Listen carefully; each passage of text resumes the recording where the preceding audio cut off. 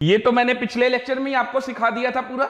ये ली चैटेलियर्स प्रिंसिपल पे वो कंडीशन थी जहां पर हमने वॉल्यूम को कांस्टेंट रखा था, वॉल्यूम को हमने यहां पर कांस्टेंट रखा था और मोल बढ़ाकर हमने कंसंट्रेशन को बढ़ाया और उसके अकॉर्डिंग हमने ये देखा कि इक्विलिब्रियम किधर शिफ्ट होगा। आज अपने को effect of temperature, effect of pressure, effect of concentration, ये सारी चीजें पढ़नी है जो कि ली चैटेलियर्स प्रिंसिपल में मोस्ट इंपॉर्टेंट है। कहने को तो ये बहुत सिंपल भी है, लेकिन अगर बहुत ज्यादा डिटेल में, बहुत ज्यादा डेप्थ में ना समझा जाए तो ये बड़ी मुश्किल भी कर देती हैं। मतलब सवाल ऐसा लगता है कि हमसे सॉल्व हो जाएगा, बट आंसर कभी कभी गलत भी आ जाएगा। तो ऐसा सिर्फ एक ही केस में होता है ली चैटेलियर प्रिंसिपल में, जब आप ली चैटेलियर्स प्रिंसिपल को ज्यादा डिटेल में ना समझें। तो हम लोग ली चैटेलियर प्रिंसिपल को बिल्कुल अच्छे से, बिल्कुल डिटेल में जाकर समझेंगे। ओके, तो शुरुआत करते हैं पहले फैक्टर की, effect of temperature. Effect of temperature, देखिए इफेक्ट ऑफ टेम्परेचर में मैंने आपको पहले भी बताया था कि अगर हम वॉन्ट ऑफ इक्वेशन का इस्तेमाल कर लें तो log K2 by K1 is equal to हो जाता है delta H upon 2.303 R 1 upon T1 minus 1 upon T2, है ना। और इससे रिएक्शन एक्सोथर्मिक होगी कि एंडोथर्मिक होगी, इससे डेल्टा H का साइन पता चल जाएगा और K1 और K2 में हम जज कर लेंगे। यहां तक कि इक्विलिब्रियम कांस्टेंट की वैल्यू टेम्परेचर के बदलने से इक्विलिब्रियम कांस्टेंट की भी वैल्यू बदलती है। इक्विलिब्रियम तो शिफ्ट होता ही है, इसके साथ साथ इक्विलिब्रियम कांस्टेंट की भी वैल्यू किस पर डिपेंड करती है? टेम्परेचर पे। याद आ रहा है ना फैक्टर्स में? मोड ऑफ रिप्रेजेंटेशन, स्टोइचियोमेट्रिक कोएफिशिएंट और टेम्परेचर, इन सब पे डिपेंड करता है। ठीक बात है। लेकिन प्रेशर और कंसंट्रेशन में अगर चेंज करेंगे तो इक्विलिब्रियम का डायरेक्शन बदलेगा, इक्विलिब्रियम कांस्टेंट का नहीं। यह बात ध्यान रखिएगा। खैर, आज हम लोग इसके साथ साथ यह भी बात करने वाले हैं कि ये जो वॉन्ट ऑफ इक्वेशन में हम ऐसे लिखते हैं, ये आया कहां से। मैंने कहा ना, आज हम लोग ली चैटेलियर्स प्रिंसिपल को बहुत अच्छे से डिटेल में पढ़ने वाले हैं। तो अगर आप ये जानना चाहते हैं कि ये कहां से आया, आप और ज्यादा डिटेल में जाना चाहते हैं, तो इसमें आपको रिएक्शन टेम्परेचर के बेसिस पे दो तरह की होती हैं, एक्सोथर्मिक रिएक्शन और एंडोथर्मिक रिएक्शन। तो आपको एक्सो और एंडो को समझना पड़ेगा। ओके, तैयार हैं? तो यहां पर मैं ग्राफ प्लॉट करने वाला हूं एक्सोथर्मिक रिएक्शन और एंडोथर्मिक रिएक्शन के बीच में। ठीक है, तो एक्सोथर्मिक और एंडोथर्मिक का दोनों का अलग अलग ग्राफ बनेगा। अब ये ग्राफ कैसा बनेगा इसको जरा आप देखिए। तो सबसे पहले हम ग्राफ किसके किसके बीच में बना रहे हैं, है ना। तो हम ग्राफ बना रहे हैं प्रोग्रेस ऑफ द रिएक्शन, और यहां पर एनर्जी, ये पोटेंशियल एनर्जी ही होती है। ठीक है, तो एनर्जी और प्रोग्रेस ऑफ द रिएक्शन के बीच में हम ग्राफ प्लॉट कर रहे हैं। तो एक ग्राफ मैं ले लेता हूं कुछ ऐसा, जिसमें कि ये हमारा रिएक्टेंट है और ये ऐसे गया प्रोडक्ट बना। ऐसे ऑर्गेनिक में भी मैंने आपको एरोमेटिक जब स्टार्ट कराया होगा तो ये सब बातें भी पढ़ाई होंगी, है ना। और 12th वाले बच्चों को तो मैंने केमिकल काइनेटिक्स में सब बनाना भी सिखाया है। आपको 12th में जब आओगे तो केमिकल काइनेटिक्स में सिखाया जाएगा ये सब। तो ये हमारा रिएक्टेंट है और ये हमारा प्रोडक्ट है। ठीक है, एक ऐसा ही ग्राफ मैं और बना लेता हूं यहां पर।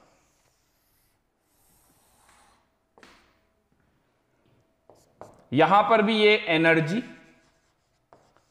Versus POR, progress of the reaction के बीच में ग्राफ प्लॉट कर रहे हैं। इसको मैं थोड़ा डिफरेंट कलर से बना देता हूं। इस वाले में देखिए रिएक्टेंट को ऊपर रखा, प्रोडक्ट को नीचे रखा। अब मैं उल्टा करने वाला हूं, रिएक्टेंट को नीचे रखूंगा, प्रोडक्ट को ऊपर कर दूंगा। ठीक है ना, बस इतना समझना है। अब मुझे क्या करना है, रिएक्टेंट को नीचे, प्रोडक्ट को ऊपर।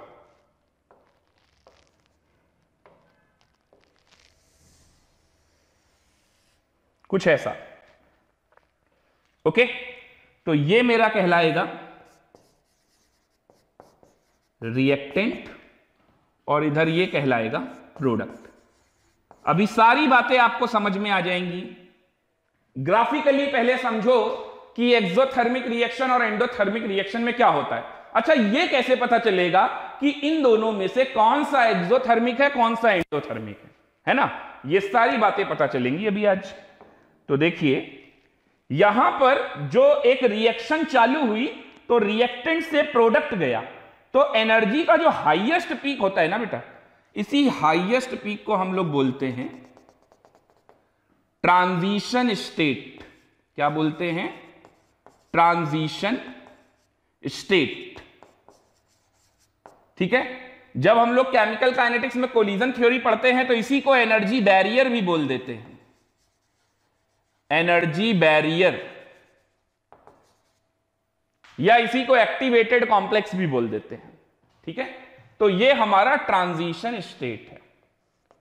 ये आप लोग मेरे साथ साथ नोट करते जाइए, बनाते जाइए, और अभी एक्स्ट्रा भेजा लगाने की कोई जरूरत नहीं है ना। जितना भेजा आपके पास है उसको संभाल के रखिए, उसकी बहुत जरूरत पड़ने वाली है आज के लेक्चर में।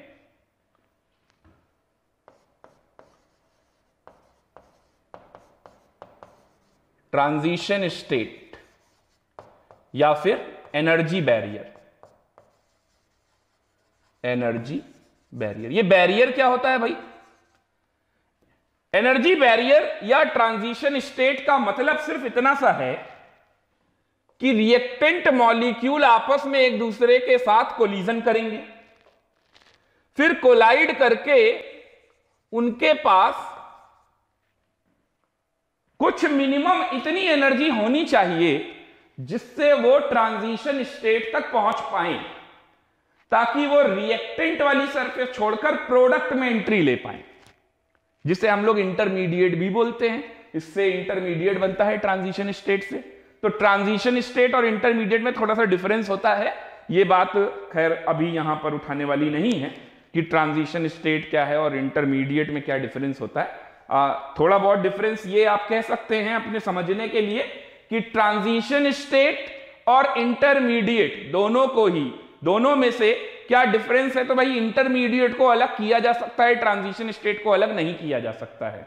इंटरमीडिएट का लाइफ स्पैन कुछ ना कुछ तो होता है, कुछ ठीक ठाक होता है, लेकिन ट्रांजिशन स्टेट का लाइफ स्पैन कुछ भी नहीं है।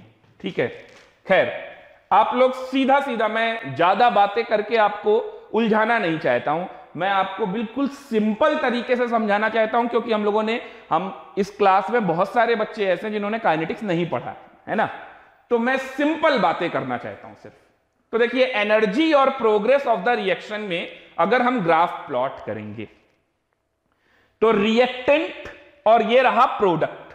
अब रिएक्टेंट मॉलिक्यूल आपस में कोलाइड करेंगे, इंटरमीडिएट बनाएंगे, जिससे प्रोडक्ट बनेगा। तो ये जो प्रोग्रेस ऑफ द रिएक्शन है, जब रिएक्टेंट मॉलिक्यूल आपस में एक दूसरे के साथ कोलाइड करेंगे, तो क्या हर कोलिजन से प्रोडक्ट बनता है? नहीं, सिर्फ उसी कोलिजन से प्रोडक्ट बनता है जो इस एनर्जी बैरियर को पार कर जाए।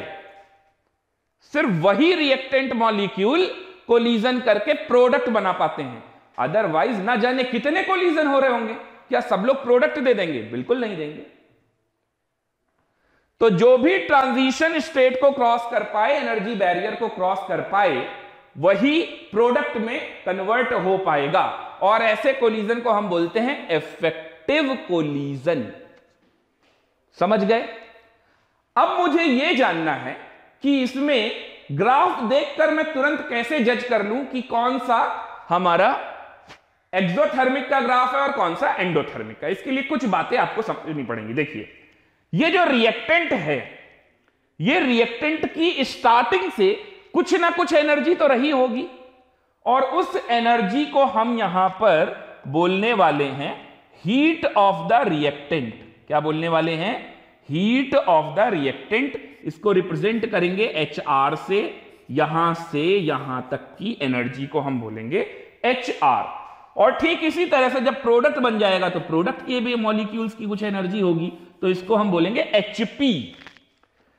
Heat of the product, heat of the reactant. समझ में बात आ रही? अब ये रिएक्टेंट से ट्रांजिशन स्टेट तक के बीच का ये जो एनर्जी गैप है, इसको बोलते हैं एक्टिवेशन एनर्जी। इसको क्या बोलते हैं? Activation energy.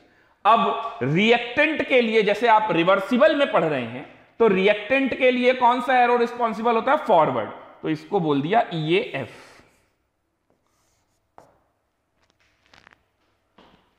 ठीक है ना? थोड़ा डेप्थ में है ये सब। अगर आपको एक बार समझ में आ गया तो सारी बातें आप खुद से लिंक करना चालू कर दोगे।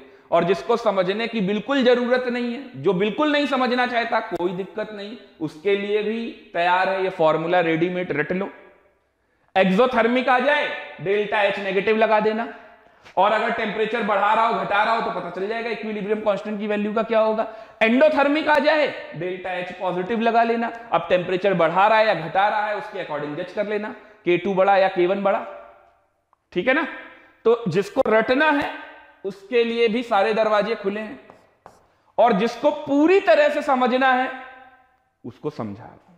चलिए देखिए अब ठीक इसी तरह से जैसे यहां पर HP बना, तो यहां ट्रांजिशन स्टेट से यहां तक के बीच की एनर्जी को, ये भी एक्टिवेशन एनर्जी, और ये क्या है? बैकवर्ड के लिए EAF और EAB। और ये नीचे से लेकर ये ऊपर तक का टोटल एनर्जी, इसको बोलते हैं थ्रेशोल्ड एनर्जी। क्या बोलते हैं? Threshold energy. Threshold energy. ठीक ऐसे ही हम यहां पर भी बनाएंगे, ठीक ऐसे ही हम यहां पर भी बनाएंगे। तो ये HR बन गया, ये EAF बन गया,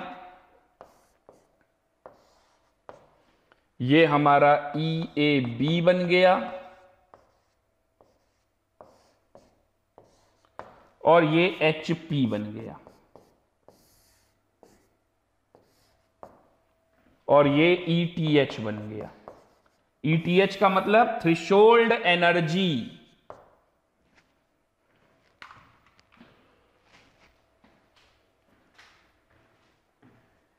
यहां तक कोई समस्या? यहां तक कोई डाउट? अब मेरी आगे की बातें आप तभी समझ पाओगे जब ये ग्राफ समझ पाओगे, तो उसके लिए ग्राफ को समझना बहुत जरूरी है।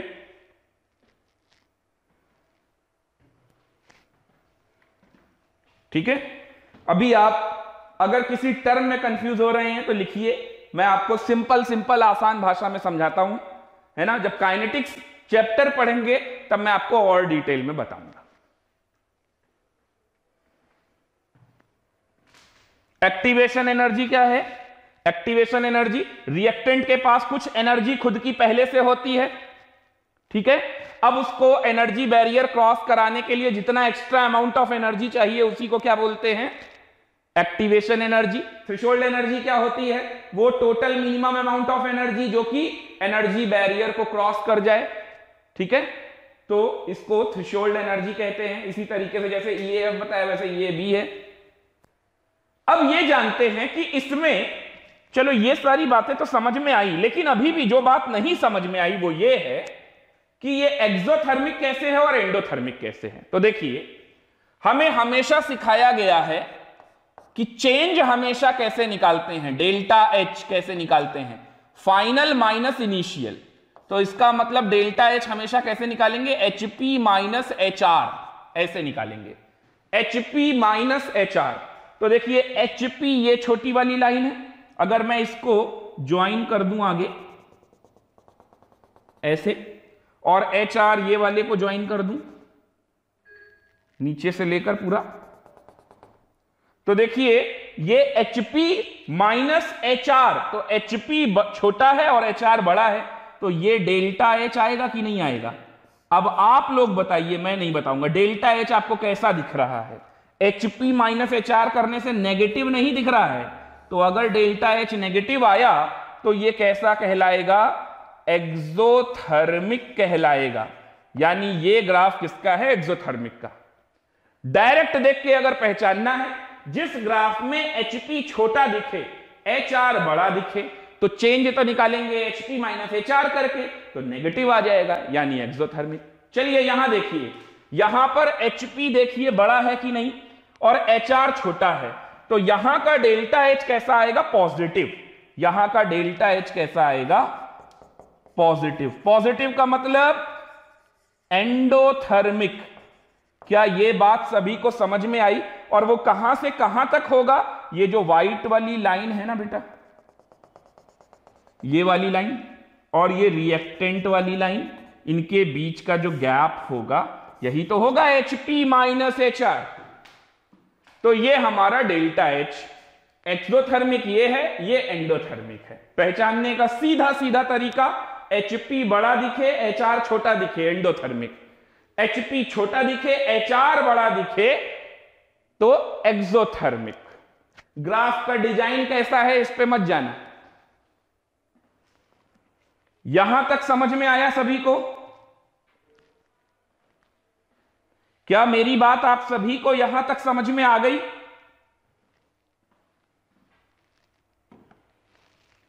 क्लियर? ओके। तो अब यहां पर मैं कुछ स्टेटमेंट लिखने वाला हूं, चाहे ग्राफ ऐसा हो या ऐसा हो। एक बात तो मैं कह सकता हूं, वो क्या? ETH इज इक्वल टू क्या होगा? देखिए ये ETH किसके बराबर है? ये ETH HR प्लस EAF के बराबर है। HR प्लस EAF के बराबर है। अच्छा, तो यहां पर भी तो वही है। अच्छा, एक बात और, ये ETH और किसके बराबर है? HP प्लस EAB के बराबर है। HP प्लस EAB के बराबर है। बात समझ में आ रही है? Threshold energy heat of the reactant plus activation energy forward के बराबर है। वही threshold energy heat of the product and backward activation energy के बराबर है। अगर LHS बराबर है तो क्या RHS बराबर नहीं होगा? अगर यहां पर LHS सेम है तो क्या RHS सेम नहीं होगा? तो इसका मतलब HR plus EAF is equal to HP plus EAB। ध्यान से समझना, मैंने कोई भी ये नहीं बोला कि ये एक्सो के लिए या एंडो के लिए है। अभी भी आप देख लीजिए, यही बात एक्सो के लिए भी लग रही है, यही एंडो के लिए भी लग रही है, यानी ये कॉमन बात है, ये कॉमन स्टेटमेंट है। तो कॉमन स्टेटमेंट है तो जरा HP माइनस HR निकालो। तो HP माइनस HR बराबर क्या हो गया? ये HP माइनस HR बराबर हो गया EAF minus EAB। EAF minus EAB समझ में आ रहा है? जिसे आप डेल्टा H कहते हैं। HP माइनस HR को क्या बोलते हैं? Delta H। वो किसके बराबर होता है? EAF minus EAB। ये याद रखना, अभी इस रिलेशन की मुझे जरूरत पड़ेगी, इस रिलेशन की मुझे जरूरत पड़ेगी। डेल्टा H किसके बराबर होता है? EAF minus EAB। चाहे एक्सोथर्मिक हो या एंडोथर्मिक हो, कोई फर्क नहीं पड़ता। यहां तक क्लियर हुआ? ये मैंने उसके ऊपर लिखा है तो ये मत समझ लेना एंडो के लिए लिखा है। ये एंडो के लिए भी है, एक्सो के लिए भी है। मेरी कॉपी में और जगह नहीं है इसलिए वहां लिखा। ठीक है?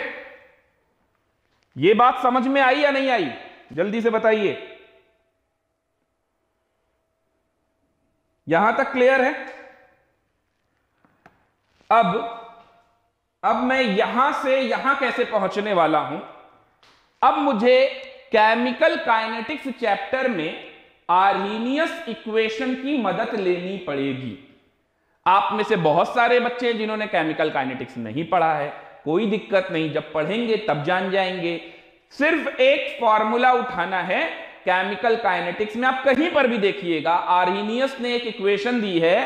क्या इक्वेशन दी है? बहुत फेवरेट इक्वेशन है, K बराबर A E की power minus EA upon RT। उसी से मैं ये प्रूफ कर दूंगा। ठीक है, तो चलते हैं आगे। यहां तक नोट कर लिया सभी ने?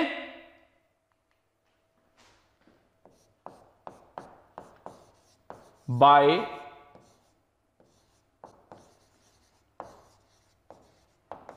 Arrhenius equation, by Arrhenius equation. ये आर्हीनियस की इक्वेशन क्या है?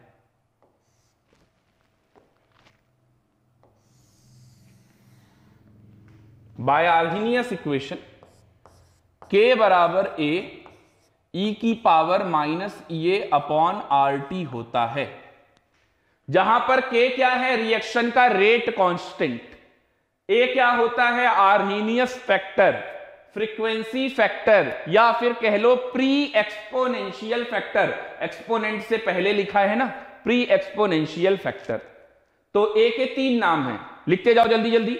k का मतलब रेट कांस्टेंट, a का मतलब आर्हीनियस फैक्टर, फ्रीक्वेंसी फैक्टर, या फिर प्री एक्सपोनेंशियल फैक्टर। ये स्मॉल e क्या है? एक्सपोनेंट। EA का मतलब है एक्टिवेशन एनर्जी, R क्या है? गैस कांस्टेंट, T क्या है? Absolute temperature. इसमें लॉग लगा दीजिए, दोनों तरफ लॉग लगा दीजिए। तो लॉग के अभी बेस E रहने देते हैं, तो हम ln के टर्म में लिखते हैं, ln या ln, ln k is equal to ln a, ठीक है। और ये क्या हो जाएगा? Minus A upon R T ln e, base भी e है तो ये क्या हो जाएगा? 1, ठीक है ना। अब बेस को स्टैंडर्ड बनाते हैं तो 2.303 से यहां मल्टीप्लाई करते हैं, 2.303 से यहां मल्टीप्लाई करते हैं, तो ये क्या बन जाएगा? log k, और 2.303 से जो मल्टीप्लाई किया उसको डिवाइड कर दीजिए, तो ये बन जाएगा log a, ठीक है, minus A upon 2.303 R T. ये हो गया इक्वेशन नंबर 2। बोलो भाई यहां तक कोई दिक्कत? आर्हीनियस इक्वेशन का मैंने रिलेशन उठाया, k बराबर a e की power minus A upon R T, log लगाया दोनों तरफ, इक्वेशन नंबर 2 आ गई। For forward reaction, forward reaction, तो फॉरवर्ड रिएक्शन के लिए हमारा EA क्या बन जाएगा? EAF, और K क्या बन जाएगा? KF। सही बात है कि नहीं? और ठीक इसी तरीके से for backward reaction, backward reaction के लिए क्या हो जाएगा? हमारा EA बन जाएगा EAB, और हमारा K बन जाएगा KB। ये वैल्यू पुट कर दीजिए, तो log KF is equal to log A minus EAF upon 2.303 RT, ठीक है, इक्वेशन नंबर 3। ठीक इसी तरीके से log KB is equal to log A minus EAB upon 2.303 RT, equation number 4 लगा दिया। अब आप क्या करिए, equation number 3 minus equation number 4 कर दीजिए, equation number 3 minus equation number 4 कर दीजिए, तो log m minus log n क्या बन गया? log kf upon kb is equal to, ये log a तो कट जाएगा, और आपने 3 माइनस 4 किया है तो माइनस माइनस प्लस, तो ये हो जाएगा EAB minus EAF upon 2.303 RT। सही है? 3 माइनस 4 किया है ना, तो ये प्लस में हो जाएगा, तो EAB माइनस EAF और 2.303 RT तो कॉमन है। बोलिए अब देखिए EAB माइनस EAF, चलिए एक स्टेप और बढ़ा देता हूं, अदरवाइज मेरा मन था डायरेक्ट लिखने का, तो ये log K इक्विलिब्रियम बन जाएगा KF upon KB is equal to EAB minus EAF upon 2.303 RT।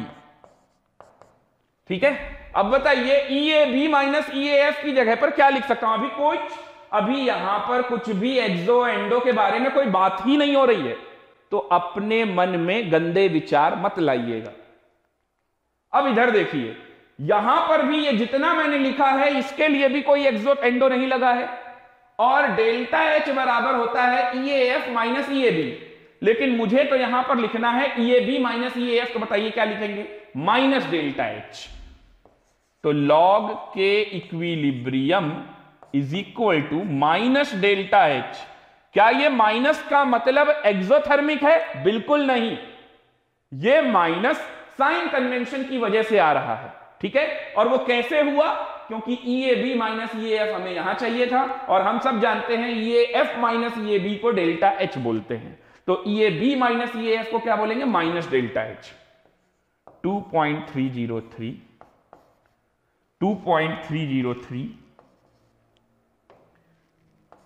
RT, समझ गए? बस अब एक स्टेप और लिखना है, बस सॉल्व हो गया है, ठीक है। तो ये हो गया हमारा इक्वेशन नंबर 5। इक्वेशन नंबर हो गया 5।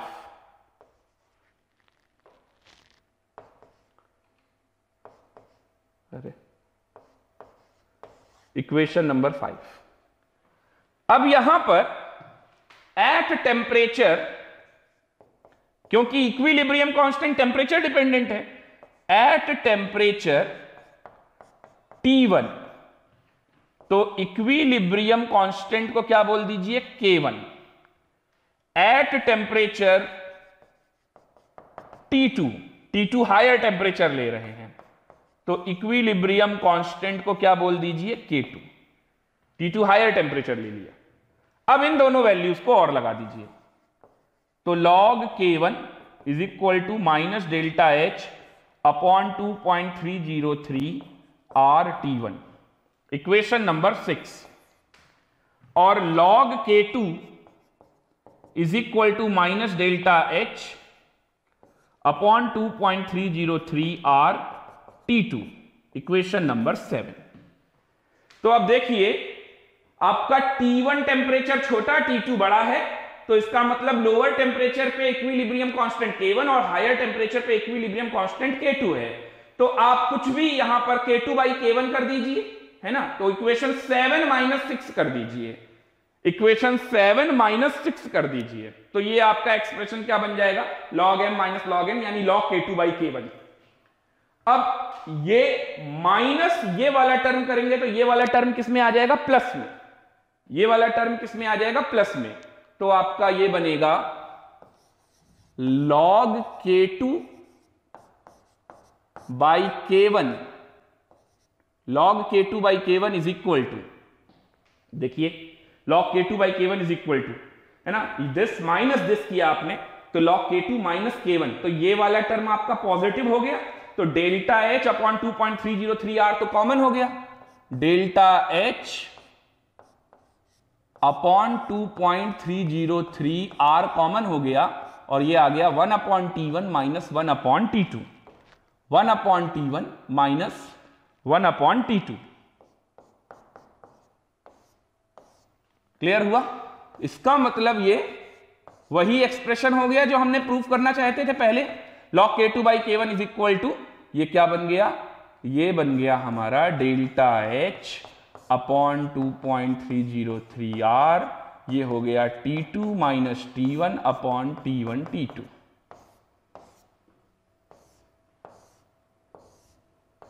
ये आ गया प्रूफ होकर। अब बताइए कोई दिक्कत? वही है relation, log K2 by K1 is equal to delta H upon 2.303 R 1 upon T1 minus 1 upon T2, यही वाला एक्सप्रेशन है। हो गया प्रूफ? अब बोलिए कोई डाउट यहां तक? यहां तक कोई डाउट? देख लीजिए एक बार फिर से। सबसे पहले आर्हेनियस इक्वेशन लिखा, उसमें log लगाया, log लगाने के बाद इक्वेशन 2 बन गया मेरा log k बराबर log a माइनस ये अपॉन 2.303 RT। फिर उसके बाद फॉरवर्ड और बैकवर्ड के लिए kf kb हो गया और EAF EAB हो गया, ये वैल्यू पुट कर दी, तो इससे आंसर आया log k equilibrium is equal to EAB minus EAF upon 2.303 RT। EAF minus EAB को डेल्टा एच कहते थे, पहले ही निकाल चुके थे, और यहां पर ये आ गया minus delta H upon 2.303 RT। कोई एक्सोथर्मिक या एंडोथर्मिक का साइन कन्वेंशन कुछ भी नहीं लगा है, ठीक है। At temperature T1 equilibrium constant K1, at temperature T2 equilibrium constant K2, value put कर दी, ठीक है। T2 is the higher temperature बता रहे हैं यहां पर, और ये इस तरह से आ गया, T2 is the higher temperature, T1 is the lower temperature, और ये इस तरह से हमने यहां पर सॉल्व कर लिया। बोलिए क्लियर हुआ? ये रिलेशन कहां से आया, समझ में आया आपको? अब आपको सीधी सी बात ये समझनी है कि अब यहां पर आप साइन कन्वेंशन लगाइए। यहां पर साइन कन्वेंशन आपका क्या लगेगा? यहां पर आपका साइन कन्वेंशन लगेगा फॉर एक्सोथर्मिक, जो बताया था वही, फिर फॉर एक्सोथर्मिक। तो एक्सोथर्मिक होगा तो डेल्टा एच कैसा हो जाएगा? नेगेटिव। अब आप सोचिए एक्सोथर्मिक में अगर आप टेम्परेचर बढ़ाते हैं, ये नेगेटिव है, टेम्परेचर बढ़ाया तो T2 माइनस T1 पॉजिटिव हो गया, ये वाला टर्म पॉजिटिव, ये पॉजिटिव, लेकिन ये नेगेटिव है डेल्टा एच। ओवरऑल ये नेगेटिव हुआ कि नहीं हुआ? तो अगर ये नेगेटिव हुआ तो इससे इक्विलिब्रियम कांस्टेंट की वैल्यू का क्या होगा? इक्विलिब्रियम कांस्टेंट की वैल्यू डिक्रीज होने लग जाएगी, K2 is less than K1। K2 is less than K1, negative आ गया। पॉजिटिव आता तो K2 बड़ा होता, K1 छोटा होता, नेगेटिव आया तो K2 छोटा है, K1 बड़ा है, ठीक है। अब ऐसे में अगर इक्विलिब्रियम कांस्टेंट की वैल्यू डिक्रीज कर रही है तो इक्विलिब्रियम कांस्टेंट किसके डायरेक्टली प्रोपोर्शनल होता है? Active mass of product. और किसके इनवर्सली प्रोपोर्शनल होता है? Active mass of reactant. तो इसका मतलब इक्विलिब्रियम कांस्टेंट अगर घटेगा तो एक्टिव मास ऑफ प्रोडक्ट भी घट रहा होगा, और एक्टिव मास ऑफ प्रोडक्ट कब घटेगा? जब इक्विलिब्रियम किधर जा रहा होगा? बैकवर्ड में, यानी कि इक्विलिब्रियम शिफ्ट बैकवर्ड डायरेक्शन, ठीक है। इसीलिए कहते हैं कि अगर आपको फॉरवर्ड जाना है, फेवरेबल स्टेप, क्या होगा एक्सोथर्मिक में? तो फॉर एक्सोथर्मिक जिसमें डेल्टा एच आपका नेगेटिव है, अगर आपको फॉरवर्ड जाना है तो temperature should be low, this is our favourable step, क्योंकि ऐसा करने से K2 बढ़ेगा K1 से और इक्विलिब्रियम किधर शिफ्ट हो जाएगा? इक्विलिब्रियम फॉरवर्ड में शिफ्ट हो जाएगा। जब भी कोई बोले फेवरेबल स्टेप बताओ तो आपको ऐसे सोचना है कि इक्विलिब्रियम फॉरवर्ड किधर जा रहा है, क्या करने से इक्विलिब्रियम फॉरवर्ड जाएगा। In the same way for endothermic, ये कंक्लूजन हो गए अब, ठीक है। एंडोथर्मिक में क्या करेंगे भाई? जहां पर डेल्टा एच पॉजिटिव होता है, अगर यहां पर आपने टेम्परेचर बढ़ाया तो K2 is greater than K1, समझ में आ रहा है ना? सब कुछ पॉजिटिव है तो K2 is greater than K1। Equilibrium constant की वैल्यू अगर बढ़ गई तो इक्विलिब्रियम शिफ्ट किधर होगा? फॉरवर्ड शिफ्ट होगा। और लास्ट अब आप समझ ही गए होंगे फॉर एंडोथर्मिक, जहां पर डेल्टा एच हमारा पॉजिटिव है, अगर यहां पर मैंने टेम्परेचर डिक्रीज कर दिया, टेम्परेचर डिक्रीज करेंगे तो T2 माइनस T1 नेगेटिव आ जाएगा, तो इसका मतलब K2 छोटा हो गया K1 से, तो इक्विलिब्रियम किधर शिफ्ट करेगा? इक्विलिब्रियम शिफ्ट करेगा बैकवर्ड, पीछे की तरफ। Equilibrium shift towards backward direction, equilibrium shift towards backward direction. क्या यहां तक किसी को कोई डाउट? पहला इफेक्ट ऑफ टेम्परेचर सबको समझ में आया? नॉन थर्मिक रिएक्शन होगी, डेल्टा एच 0, K1 बराबर K2, इक्विलिब्रियम कहीं नहीं जाने वाला। फिर ऐसे में यह बात आपको बता चुका हूं मैं। सिर्फ टेम्परेचर, प्रेशर, कंसंट्रेशन में टेम्परेचर ही ऐसा फैक्टर है जो कि इक्विलिब्रियम को तो चेंज करता ही है, इक्विलिब्रियम का डायरेक्शन, इसके साथ साथ उसका फर्क इक्विलिब्रियम कांस्टेंट की वैल्यू पर भी पड़ता है। यह सवाल पूछा जाता है, which of the following statement is correct और इनकरेक्ट में, ठीक है। चलिए आगे बढ़ते हैं। इफेक्ट ऑफ टेम्परेचर तो हमें अच्छे से समझ में आ गया, अब इफेक्ट ऑफ प्रेशर की बारी है। नेक्स्ट हेडिंग डालेंगे effect of pressure, effect of pressure. तो हमारा इफेक्ट ऑफ प्रेशर अगली हेडिंग है।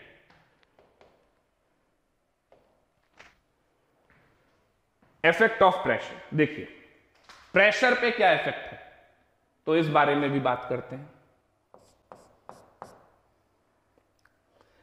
इफेक्ट ऑफ प्रेशर में देखिए क्या है, या तो प्रेशर बढ़ाएंगे आप या तो घटाएंगे, है ना।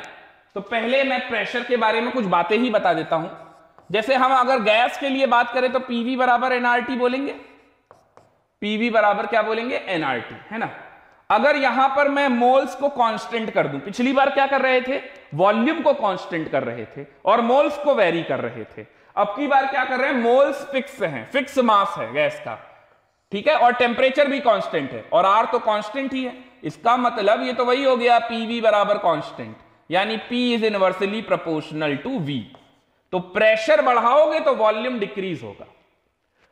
तो आप सीधा समझ लीजिए, V प्रेशर अगर इनवर्सली प्रोपोर्शनल होता है वॉल्यूम के, तो वॉल्यूम भी इनवर्सली प्रोपोर्शनल होता है कंसंट्रेशन के, यानी प्रेशर बढ़ाने से कंसंट्रेशन बढ़ता है। पहले आप इस बात को समझिए, फिर मैं आगे की बात करूं। ठीक है, यहां तक समझ गए? अच्छा, तो अब अगर आप यहां तक समझ गए तो अब मैं आगे की बात और समझाता हूं आपको। अब आगे की बातें यह हैं कि अगर आपने प्रेशर इंक्रीज किया, दैट मींस कि आपने वॉल्यूम डिक्रीज किया, दैट मींस कि आपका कंसंट्रेशन क्या हो रहा है, इंक्रीज। प्रेशर बढ़ाने पे वॉल्यूम डिक्रीज होगा, यानी कंसंट्रेशन इंक्रीज होगा। तो अगर कंसंट्रेशन ऐसे में इंक्रीज होने लग गया, प्रेशर बढ़ने लग गया, तो इक्विलिब्रियम क्या हो जाएगा, डिस्टर्ब। अगर इक्विलिब्रियम डिस्टर्ब हुआ तो इक्विलिब्रियम को फिर से मेंटेन होना है, इसके लिए इक्विलिब्रियम किधर जाएगा, तो इक्विलिब्रियम उधर शिफ्ट करेगा, इक्विलिब्रियम शिफ्ट। इक्विलिब्रियम किधर शिफ्ट करेगा, इक्विलिब्रियम उधर शिफ्ट करेगा जहां पर गैसियस नंबर ऑफ मोल्स या मॉलिक्यूल्स कम होंगे, उस तरफ शिफ्ट होगा, ताकि हमारा इक्विलिब्रियम फिर से मेंटेन हो सके। तो equilibrium shift where sum of stoichiometric coefficient of gas is found to be less। यह बात थोड़ी कम समझ में आ रही होगी, मैं समझ सकता हूं, क्योंकि मेरे माइंड में क्या चल रहा है मैं तो उसको देखकर लिख रहा हूं, सोच के लिख रहा हूं, है ना। और आपके माइंड में अभी आप इसको रिलेट नहीं कर पा रहे हैं, अभी आप भी रिलेट करने लग जाएंगे, आप भी बिल्कुल वैसे ही सोचना चालू करेंगे जैसे मैं सोचकर यहां लिख रहा था। जिनको रटना है उनके लिए बता देता हूं, अगर रटने का सीधा तरीका, और जेई मेन और नीट में आए तो ज्यादा दिमाग नहीं लगाना है, वहां हीरो बनने की जरूरत नहीं है, समझ में आ रहा है ना। जेई मेन और नीट के पेपर में ना, वहां नंबर लाना आर्ट है, वहां नंबर लाना कोई इंटेलिजेंसी का काम नहीं है, क्योंकि वहां पर छोटे छोटे सवाल आएंगे। अब आपको आता तो है, लेकिन आपको बड़े बड़े मेथड से सॉल्व करना आता है, तो इससे कोई फायदा नहीं, कोई बेकार है सब। आपको कम टाइम में जल्दी सॉल्व करना आना चाहिए। तो जैसे मुझसे कोई पूछेगा प्रेशर बढ़ाया, तो मैं इतनी नाम कहानी नहीं याद करूंगा, ये सब थोड़े हैवी सवाल के लिए है। कॉन्सेप्ट ये तैयार होना चाहिए, हमेशा माइंड में रहना चाहिए। देखिए सबसे अच्छा शॉर्टकट और ट्रिक क्या है, अगर डेल्टा एनजी, यहां बात किसकी हो रही है, गैसियस नंबर ऑफ मोल्स की। क्यों, क्योंकि प्रेशर तो गैस के लिए ही बात करेंगे ना, सॉलिड के लिए थोड़ी ना बात करोगे। इफ डेल्टा एनजी बराबर 0, अगर डेल्टा एनजी 0 है, no effect of pressure, no effect of pressure, कोई इफेक्ट नहीं पड़ने वाला। यानी जब भी कोई ऐसी कोई बात करे, आप सबसे पहले तो यही चेक करो कि डेल्टा एनजी क्या आ रहा है, 0 आ रहा है या नहीं। अगर 0 आ रहा है तो सवाल पढ़ने की जरूरत ही नहीं। प्रेशर बढ़ाओ या घटाओ कोई फर्क पड़ने वाला नहीं है, बढ़ाओ या घटाओ कोई फर्क पड़ने वाला नहीं है। समझ में आ रहा है? अच्छा, यहां पर जो इक्विलिब्रियम शिफ्ट इन फॉरवर्ड या बैकवर्ड डायरेक्शन है, वो ही यहां पर समझा रहा हूं। अगर डेल्टा एनजी हमारा पॉजिटिव आया, तो बताइए आप डेल्टा एनजी पॉजिटिव से क्या समझते हैं? कब आएगा delta n g positive? Delta n g बराबर होता है number of gaseous moles of product minus reactant. Positive है इसका मतलब प्रोडक्ट साइड मोल ज्यादा है। अब पढ़िए क्या लिखा है, आप प्रेशर बढ़ाओगे, वॉल्यूम घटाओगे, कंसंट्रेशन बढ़ेगा, कंसंट्रेशन बढ़ेगा तो सभी का बढ़ने लगेगा, तो ऐसे में इक्विलिब्रियम हो गया डिस्टर्ब। अब इक्विलिब्रियम किधर भागेगा? जिधर नंबर ऑफ गैसियस मोल्स कम हो। तो अगर डेल्टा एनजी पॉजिटिव है तो रिएक्टेंट साइड ज्यादा मोल्स है, स्टोइचियोमेट्रिक कोएफिशिएंट का सम प्रोडक्ट साइड ज्यादा है और रिएक्टेंट साइड कम है। तो ऐसे में अगर फॉरवर्ड चला गया तो उधर ही का कंसंट्रेशन बढ़ता जाएगा। तो इक्विलिब्रियम अगर मेंटेन कराना है तो इक्विलिब्रियम किधर आएगा? बैकवर्ड। तो डेल्टा एनजी अगर पॉजिटिव है तो ऐसे में इक्विलिब्रियम शिफ्ट बैकवर्ड डायरेक्शन। यानी कुल मिला के बात यह हो गई कि प्रेशर बढ़ाने पर इक्विलिब्रियम उधर शिफ्ट करेगा जहां नंबर ऑफ गैसियस मोल्स कम हो। यही तो मैंने यहां पर बहुत अच्छे तरीके से लिख दिया, equilibrium shift where the sum of stoichiometric coefficient of gas is found to be less, जहां पर कम होगा। समझ गए? तो अगर डेल्टा एनजी मेरा नेगेटिव आया यानी रिएक्टेंट की तरफ ज्यादा है, तो ऐसे में क्या होगा? प्रोडक्ट की तरफ मोल्स कम है, तो इक्विलिब्रियम किधर शिफ्ट करेगा? बताइए, इक्विलिब्रियम किधर शिफ्ट करेगा? Equilibrium shift in forward direction. Equilibrium shift in forward direction.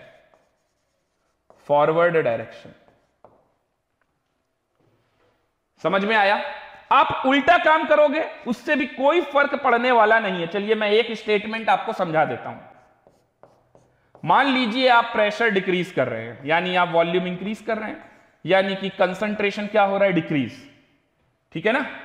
तो अभी भी यही स्टेटमेंट लिखिएगा, equilibrium shift where the sum of the stoichiometric coefficient of gas is found to be less.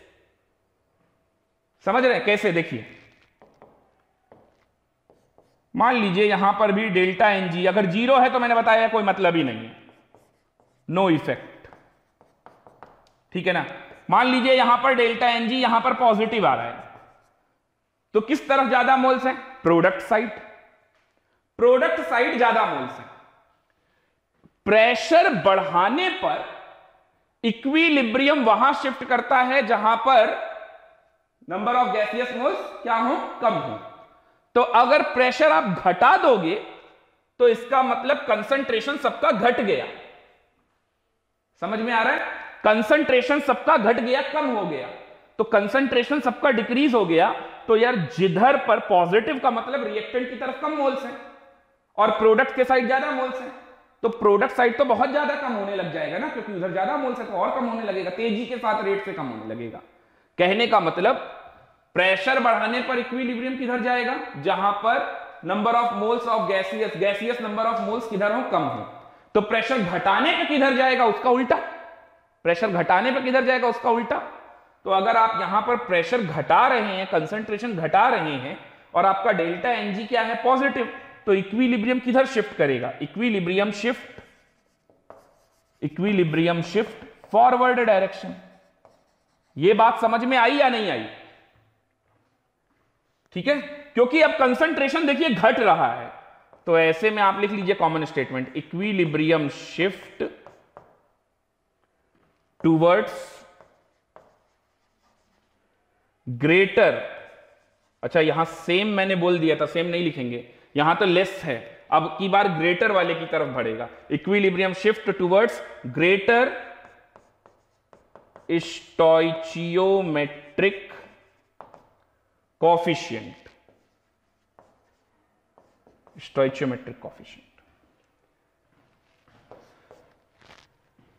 ये सारी बातें समझ में आई या नहीं आई? देखिए अभी मैंने आपको समझाया नहीं है, अभी तो मैंने आपको ये रटाने वाला काम किया है, समझाना तो अब है।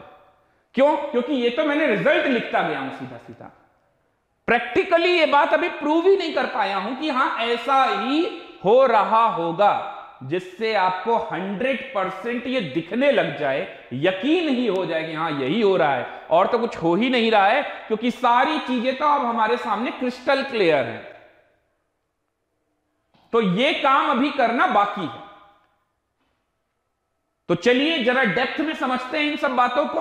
तो इन सब बातों को ये सही होंगी या गलत होंगी, इन सब बातों को प्रूफ करने के लिए एक रिएक्शन ऐसी ले लेते हैं जिसका डेल्टा एनजी पॉजिटिव हो, एक ऐसी ले लेते हैं जिसका डेल्टा एनजी नेगेटिव हो, एक ऐसी ले लेते हैं, अगर ये भी समझना है तो जिसका डेल्टा एनजी 0 हो।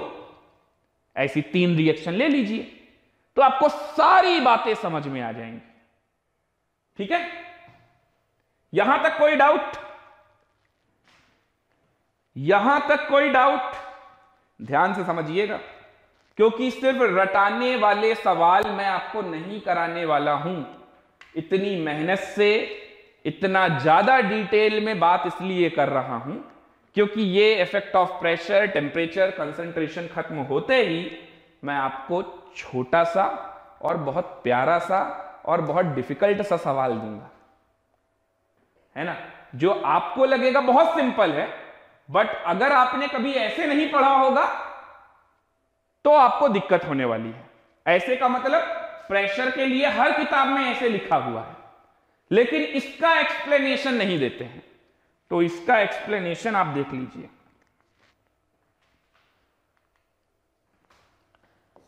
एग्जाम्पल के तौर पर सबसे पहले रिएक्शन लेता हूं मैं जिसका डेल्टा एनजी 0 है, 2HI reversible with H2 plus I2। बताइए, आप सभी बताइए, इसका डेल्टा एनजी 0 है या नहीं? दिख रहा है आपको डेल्टा एनजी 0? चलिए अब बात करते हैं। टाइम t बराबर इक्विलिब्रियम पर इसके मोल N1, इसके N2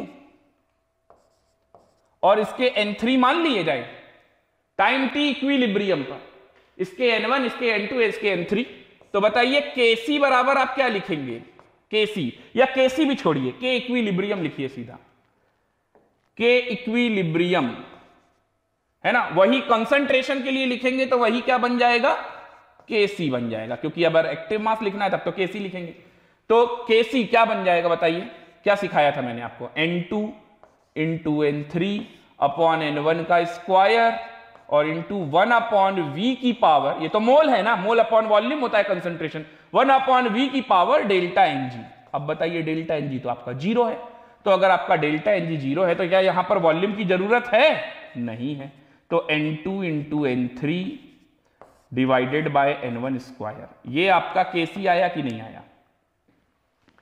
चलिए अब आप जो करना चाहते हैं वो कर लीजिए इसके साथ। प्रेशर मान लीजिए आपने बढ़ाया, यानी कि वॉल्यूम घटाया, यानी कि आपने कंसंट्रेशन बढ़ाया। तो देखिए आपके प्रेशर बढ़ाने से वॉल्यूम डिक्रीज होगा और तभी कंसंट्रेशन इंक्रीज होगा। और ये प्रेशर और वॉल्यूम अगर इनवर्सली प्रोपोर्शनल है तो इसका मतलब यहां पर n तो क्या है? कांस्टेंट। मोल तो कांस्टेंट है ना, और t भी क्या है? कांस्टेंट। तो अगर n कांस्टेंट है, t कांस्टेंट है, तो ये तो पूरा कांस्टेंट ही है, और कांस्टेंट ये भी कांस्टेंट, यानी कि इक्विलिब्रियम में कोई चेंज नहीं आने वाला। No change on equilibrium. आप उल्टा करके देख लीजिए, प्रेशर डिक्रीज करेंगे तो वॉल्यूम इंक्रीज करेंगे तो कंसंट्रेशन डिक्रीज हो जाएगा, तभी भी तो मोल कांस्टेंट है। यानी कि इस एक्सप्रेशन में मुझे साफ साफ दिखाई दे रहा है कि यहां पर कहीं वॉल्यूम का टर्म ही नहीं है जिसको मैं डिक्रीज या इंक्रीज करके दिखाऊं। तो अगर ऐसा नहीं होगा तो मोल कांस्टेंट है, और अगर मोल ही लिखा है राइट हैंड साइड पे जिसमें मोल कांस्टेंट मेरे को दिखाई दे रहा है, तो ऐसे में इक्विलिब्रियम डिस्टर्ब ही नहीं हुआ। क्या मेरी बात सभी को समझ में आ रही है? क्या मेरी बात सभी को समझ में आ रही है? यह था एग्जाम्पल नंबर 1। चलिए अब एग्जाम्पल नंबर 2 की बात करते हैं। PCl5 reversible with PCl3 plus Cl2। PCl5 reversible with PCl3 plus Cl2। एक क्लास और लगेगी, मंडे को और पढ़ना पड़ेगा आपको, ली चैटलियर प्रिंसिपल खत्म नहीं हो पाएगा। और ये पढ़ने के बाद मुझे उम्मीद है कि आप सबको ये रियलाइज अच्छे से हो जाएगा कि इतने बेहतर तरीके से हमने 11th में नहीं पढ़ा था, इसीलिए इक्विलिब्रियम के सवाल कभी कभी अटकते थे। और ये सब पढ़ने के बाद, हाँ, अब अगर आपने कॉपी बंद करके रख दी और सोचा कि अब ठीक है हम जीनियस बन गए हैं, तो फिर ये आपकी भूल है ना। फिर अगर आप ऐसा करेंगे तो आपको नहीं समझ में आएगा। आपको ये पढ़ने के बाद क्वेश्चंस में अप्लाई करना चालू करना है, सीखना है आपको। और अप्लाई करेंगे आप क्वेश्चंस में ये कॉन्सेप्ट को, तभी आप सीख पाएंगे, तभी आप समझ पाएंगे कि हाँ हम कहां गलती कर रहे हैं, कहां गलती नहीं कर रहे हैं, कहां पर हमें और इंप्रूवमेंट की जरूरत है। PCl5 reversible with PCl3 plus Cl2, बताइए इसका डेल्टा Ng, बताइए इसका डेल्टा Ng पॉजिटिव आ रहा है कि नहीं, है ना पॉजिटिव। टाइम t इक्विलिब्रियम पे मैं फिर से यहां पर N1 N2 N3 मान लूं। टाइम t इक्विलिब्रियम पे मैं यहां पर N1 N2 N3 मान लूं। बोलो, अब डेल्टा Ng अगर जीरो नहीं है, पॉजिटिव या नेगेटिव है, तब तो वॉल्यूम की भी जरूरत पड़ेगी। तो भाई ले लेते हैं वॉल्यूम, V लीटर ले लेते हैं, डिवाइड कर देना तो कंसंट्रेशन भी बन जाएगा। अब बताओ यहां पर Kc कैसे लिखना पसंद करोगे, तो Kc बराबर N2 into N3 upon N1, ठीक है, और 1 अपॉन V की पावर डेल्टा Ng, और वो क्या है 1, यानी कि यही है। तो हमारा Kc का एक्सप्रेशन जो है वो है N2 into N3 upon N1 और साथ में V, यही है। बोलिए भाई, यही आ रहा है ना एक्सप्रेशन आपका, सही लिखा है या नहीं? अब ध्यान से समझिएगा, दोनों कान अच्छे से खोल के तब सुनिएगा, क्योंकि अब यहां पर जो पीछे रिजल्ट लिखवा रहा था ना, जो पीछे रटा रहा था, अब उसको समझने का टाइम है। यहां पर जैसे ही आप प्रेशर बढ़ाएंगे, यानी कि वॉल्यूम डिक्रीज कर जाएगा, यानी कि कंसंट्रेशन आपका बढ़ रहा है, वैसे ही इक्विलिब्रियम क्या हो गया, डिस्टर्ब हो गया। इक्विलिब्रियम अब क्या हो जाएगा, डिस्टर्ब हो जाएगा। अब बताओ, अगर इक्विलिब्रियम डिस्टर्ब हो चुका है तो क्या अब आपको इसको Kc बोल सकते हो? नहीं बोल सकते हो। तो अगर आप इसमें वॉल्यूम जैसे ही घटा देंगे या बढ़ा देंगे तो यहां पर ये इक्विलिब्रियम डिस्टर्ब हो जाएगा, तब आप Kc नहीं बोलेंगे, तो क्या बोलेंगे, QC। QC रिएक्शन क्वेश्चन, समझ में आया? मान लीजिए ये सब प्रेशर के उस पे चल रहा होता तो QP, KP, QP, तब ऐसे चलता। क्लियर हो रहा है? तो ये QC बराबर आप क्या लिखेंगे, N2 into N3 upon N1, और आपने क्या किया है, प्रेशर बढ़ाकर वॉल्यूम डिक्रीज किया है। तो मान लीजिए V माइनस डेल्टा V हो गया, वॉल्यूम डिक्रीज हो गया, कुछ डेल्टा V डिक्रीज हो गया। तो अब आप मुझे यह बताइए कि अगर इसमें वॉल्यूम डिक्रीज हुआ, वॉल्यूम का टर्म डिक्रीज हुआ, N तो कांस्टेंट है, वॉल्यूम का टर्म डिक्रीज हुआ, तो बताइए QC बढ़ा कि नहीं बढ़ा? तो यहां पर कंक्लूजन क्या बना अपना, कि अगर वॉल्यूम डिक्रीज हुआ तो QC की वैल्यू इंक्रीज हो गई, यानी कि QC is greater than KC, क्योंकि भाई बाकी सब तो सही है, सेम ही है, N1 N2 N3। तो QC अगर बढ़ा तो इसका मतलब QC की वैल्यू KC से बढ़ गया, लेकिन QC हमेशा क्या चाहता है, KC बनना, चाहे जैसे भी। तो QC की वैल्यू अगर बड़ी आ गई है तो QC अपनी वैल्यू को छोटा करेगा कि नहीं करेगा? छोटा करने के लिए क्या करना पड़ेगा, प्रोडक्ट का एक्टिव मास कम कराना पड़ेगा। वो कब कम होगा, जब इक्विलिब्रियम किधर शिफ्ट होगा, बैकवर्ड डायरेक्शन में। तो अगर QC बड़ा आया KC से, तो बताइए इक्विलिब्रियम किधर शिफ्ट होगा, equilibrium shift backward, equilibrium shift backward. कुछ भेजे में बात गई? QC की वैल्यू बड़ी है, QC अपनी वैल्यू को घटाएगा, KC के बराबर लाएगा, ऐसा करने के लिए उसको इक्विलिब्रियम को किधर लेकर जाना पड़ेगा? बैकवर्ड डायरेक्शन में लेकर जाना पड़ेगा। जैसे ही बैकवर्ड डायरेक्शन में लेके जाएंगे वापस से इक्विलिब्रियम बन जाएगा, और जब इक्विलिब्रियम बन जाएगा तो हम फिर से ये QC हटा के क्या बोलेंगे? KC। कुछ बात समझ में आई? यहां तक कुछ समझ में आया आपको? यहां तक क्लियर है? प्रेशर बढ़ाया, वॉल्यूम घटाया, यानी कि कंसंट्रेशन बढ़ा, इक्विलिब्रियम हो गया डिस्टर्ब। तो इक्विलिब्रियम किधर शिफ्ट होगा? तो इक्विलिब्रियम किधर शिफ्ट होगा?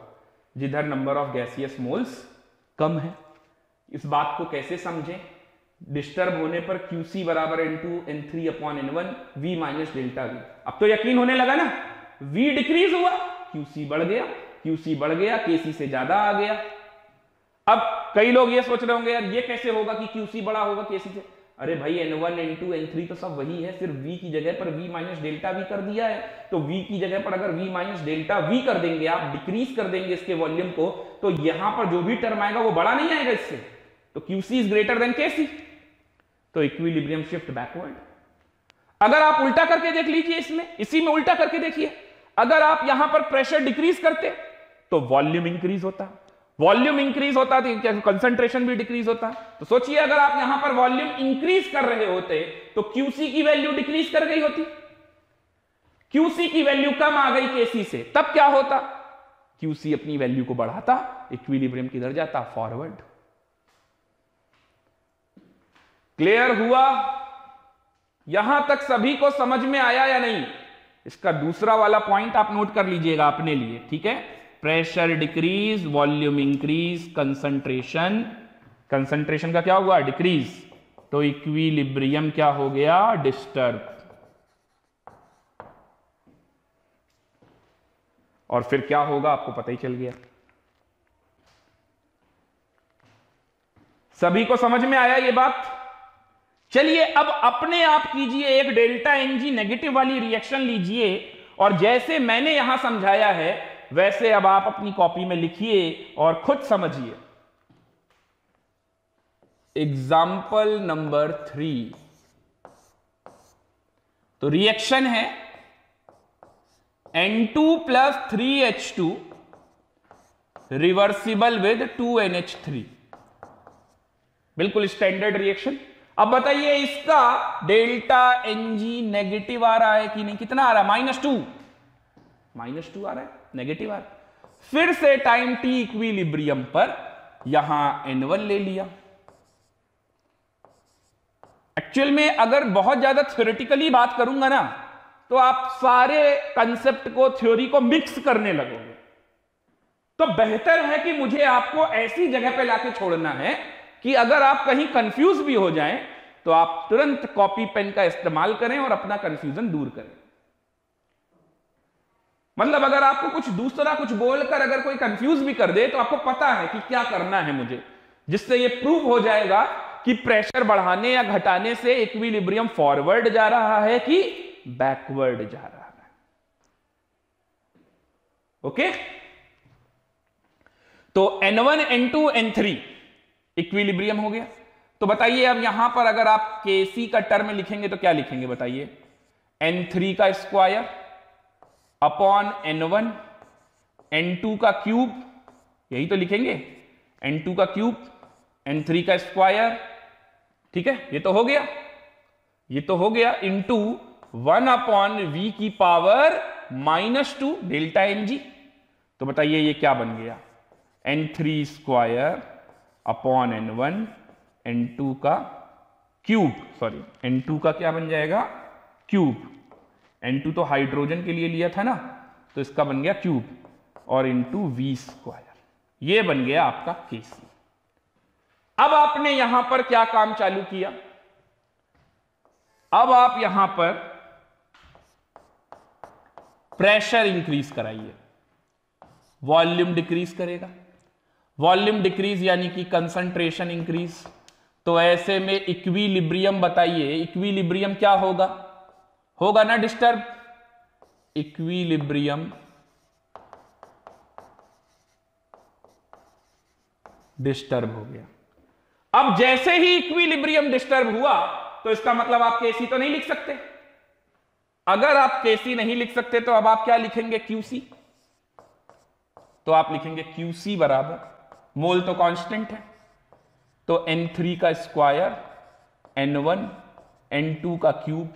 अच्छा, अब आपने V का क्या किया है, डिक्रीज, तो V माइनस डेल्टा V का स्क्वायर होगा कि नहीं।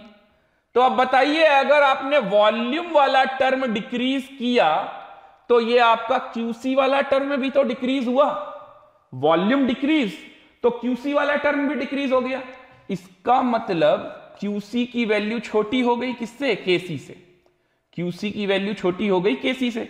तो क्यूसी अपनी वैल्यू को क्या करेगा, बढ़ाएगा।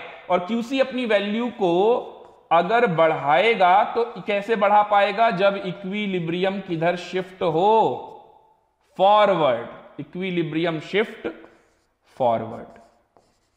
बात समझ में आई या नहीं आई, देख लीजिए, इसका उल्टा करके देखिए। चलिए, प्रेशर डिक्रीज किया, वॉल्यूम इंक्रीज,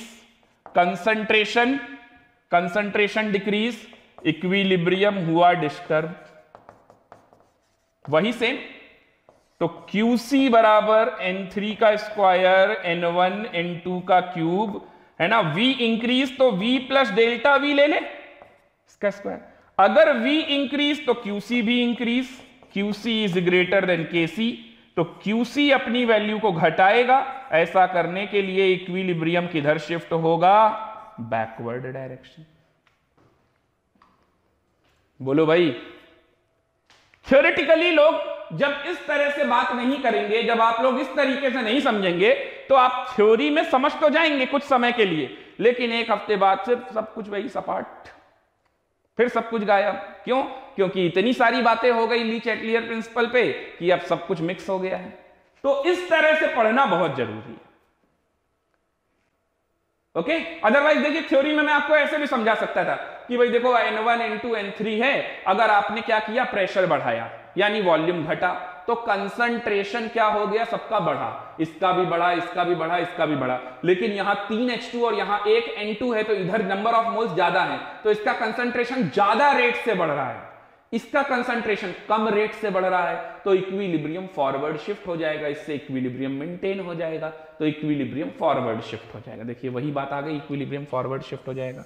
लेकिन ऐसी मैं खूब सारी जब बातें आपको बताता, डेल्टा Ng जीरो में, डेल्टा Ng पॉजिटिव में, नेगेटिव में, और फिर ली चैटलियर खत्म थोड़ी ना हुआ, अभी तो और भी पढ़ाना है। इनर्ट गैस में भी पढ़ाना है, इनर्ट गैस डालेंगे तब क्या होगा, है ना। तो मिक्स हो जाता सब कुछ। तो जरूरी यह है कि आप एक्सप्रेशन बना सके, ताकि अगर आप कभी भूल भी जाए तो आप ये बात अच्छे से फिर से रिकॉल कर पाए। मेरे ख्याल से इफेक्ट ऑफ प्रेशर आपको बहुत अच्छे से समझ में आ गया होगा। क्या किसी को कोई डाउट? क्या किसी को कोई डाउट है इफेक्ट ऑफ प्रेशर में? क्या किसी को कोई डाउट है इफेक्ट ऑफ प्रेशर में? क्लियर? किसी का कोई डाउट नहीं होना चाहिए। मैं इस पे कुछ ज्यादा ही मेहनत कर रहा हूं, और वो इसलिए भी क्योंकि इसके सवाल मैं नहीं चाहता कि एक भी बच्चे का सवाल गलत हो ली चैटलियर प्रिंसिपल पे, क्योंकि बहुत आसान सवाल आते हैं, और अच्छा खासा लेवल का अगर आपने पढ़ रखा है तो आप अगर कुछ ऊपर नीचे करके भी सवाल देगा, कुछ सवाल में अगर कुछ भी अगर नया कुछ ट्राई किया जाएगा तो भी आप कर लोगे। और इस तरीके के कॉन्सेप्ट से रिलेटेड, ये बिल्कुल जैसे स्ट्रक्चर ऑफ एटम में क्वांटम नंबर देने के लिए आता है, वैसे ही केमिकल इक्विलिब्रियम में ली चैटलियर प्रिंसिपल ये आपका सिलेक्शन कराने के लिए ही आया।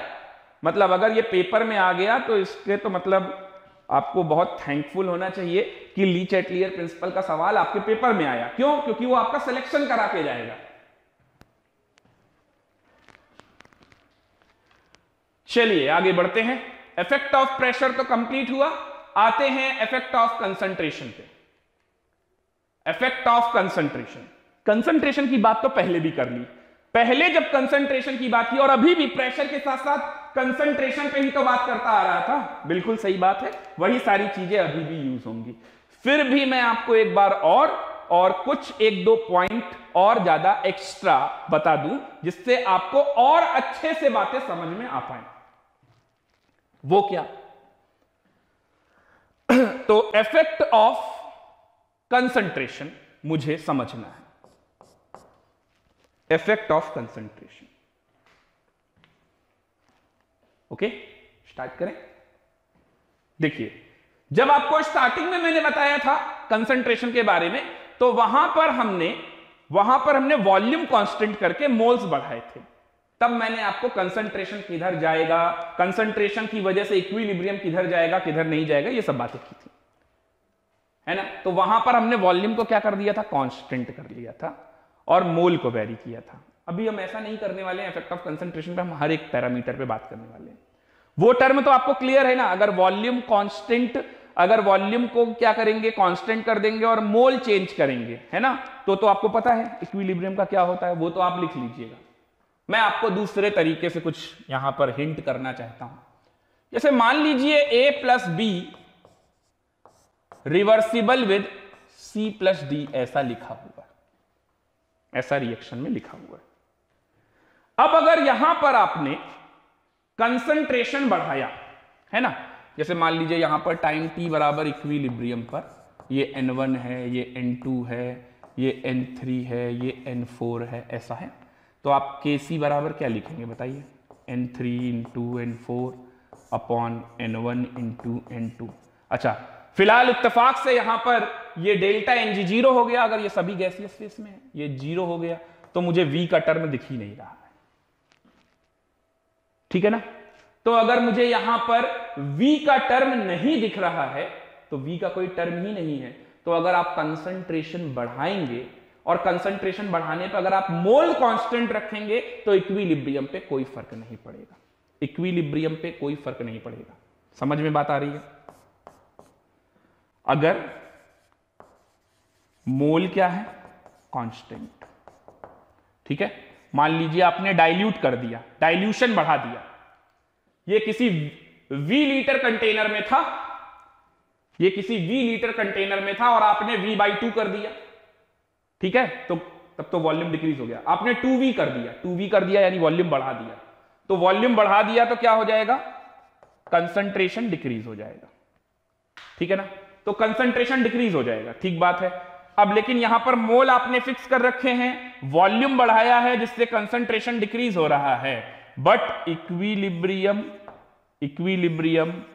Does not shift, equilibrium does not shift. समझ में बात आ रही है? यहां तक समझ में आ रहा है? अच्छा, फिर ये बात तो पहले भी समझ में आ रही थी कि अगर मोल कांस्टेंट कर रखा है, वॉल्यूम का टर्म ही नहीं है, तो इक्विलिब्रियम पे कोई फर्क नहीं पड़ने वाला है। और इक्विलिब्रियम कांस्टेंट की वैल्यू पे तो वैसे भी कोई फर्क नहीं पड़ने वाला है, ना प्रेशर से ना कंसंट्रेशन से। इक्विलिब्रियम कांस्टेंट की वैल्यू पे किस पे फर्क पड़ता है, कंसंट्रेशन की नहीं, ना प्रेशर की, किससे, टेम्परेचर से। टेम्परेचर अगर आप बदलेंगे तभी इक्विलिब्रियम कांस्टेंट की वैल्यू पे फर्क पड़ेगा। पीछे आपको इफेक्ट ऑफ प्रेशर इतना सब कुछ समझाया, सिर्फ क्या बताया, Kc की जगह Qc हो जाएगा, इक्विलिब्रियम शिफ्ट हो जाएगा, बाद में फिर से इक्विलिब्रियम आ जाएगा। लेकिन इक्विलिब्रियम कांस्टेंट की वैल्यू पे चेंज नहीं किया, इक्विलिब्रियम कांस्टेंट की वैल्यू वही रहेगी, है। यहां बात समझते हैं। यहां पर मुझे आपको यह बताना था कि जैसे ही आप मोल कांस्टेंट करके वॉल्यूम को इंक्रीज करेंगे, कंसंट्रेशन हुआ ना डिक्रीज।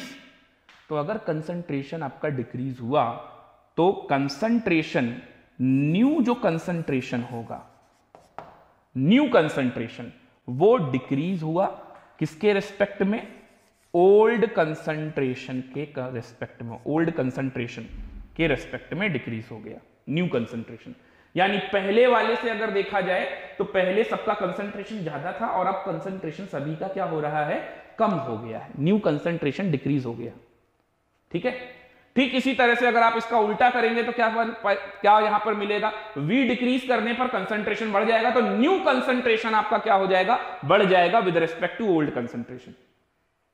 ये सब बहुत छोटी छोटी बातें हैं, अभी आपको सिंपल लग रही हैं, बट इनका यूज होगा आगे क्वेश्चंस में, है ना। तब आपको ये बातें, छोटी बातें भी आपको बड़ी बातें लगेंगी। ठीक है, इसलिए इनको भी बहुत ध्यान से समझिए। दूसरी एक इंपॉर्टेंट बात मैं आपको यह बताना चाहता था, जैसे यहां पर मान लीजिए a plus B reversible with c plus D. अब जो बात बताने जा रहा हूं वो बहुत इंपॉर्टेंट है। टाइम t इक्विलिब्रियम पर मान लीजिए 10-10 मोल्स थे, सब 10-10 मोल थे, ठीक है, कोई v लीटर कंटेनर है, 10-10 मोल सब थे। अगर आपने if 2 moles of C remove किया, ध्यान से सुनिए, पिछली बार आपको पढ़ाया था लेकिन यह बात नहीं बताई थी। अगर आप यहां प्रोडक्ट से कुछ कम करेंगे तो बताइए क्या होगा, इक्विलिब्रियम किधर आएगा, फॉरवर्ड। बिल्कुल सही बात है, 2 moles of C were removed. अगर ऐसा हुआ तो इक्विलिब्रियम क्या हो जाएगा, फॉरवर्ड आएगा। इक्विलिब्रियम फॉरवर्ड का मतलब, इक्विलिब्रियम पहले तो यहां पर लिख ही लीजिए स्टेटमेंट, इक्विलिब्रियम को मेंटेन कराने के लिए इक्विलिब्रियम किधर शिफ्ट हो जाएगा, इक्विलिब्रियम शिफ्ट फॉरवर्ड। सही बात है, इतनी बात तो आप सबको पता है ना। तो नया क्या बताने वाला हूं वही समझिए।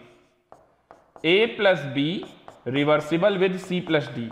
जब आपका इक्विलिब्रियम डिस्टर्ब होगा और अब इक्विलिब्रियम, नया इक्विलिब्रियम, टी इक्विलिब्रियम डैश, नया इक्विलिब्रियम जो सेट हो रहा है वो कैसे सेट हो रहा है, यहां इक्विलिब्रियम अगर फॉरवर्ड शिफ्ट होगा तो 10 - x होगा, यहां पर भी 10 - x होगा, और यहां पर 10 मोल थे, 2 मोल चले गए। देखिए ध्यान से, ऐसे ही न्यूमेरिकल में भी करना होता है। एक न्यूमेरिकल आपको कराया था क्वेश्चन ऐसा, 10 मोल थे, 2 मोल चले गए, तो यहां पर प्लस x आएगा, और यहां डी वाले पे इसका क्या आ जाएगा, इसमें भी आ जाएगा 10 + x आ जाएगा। समझ रहे हैं ना। अब जो एनालाइज करना है वो अब आपको करना है।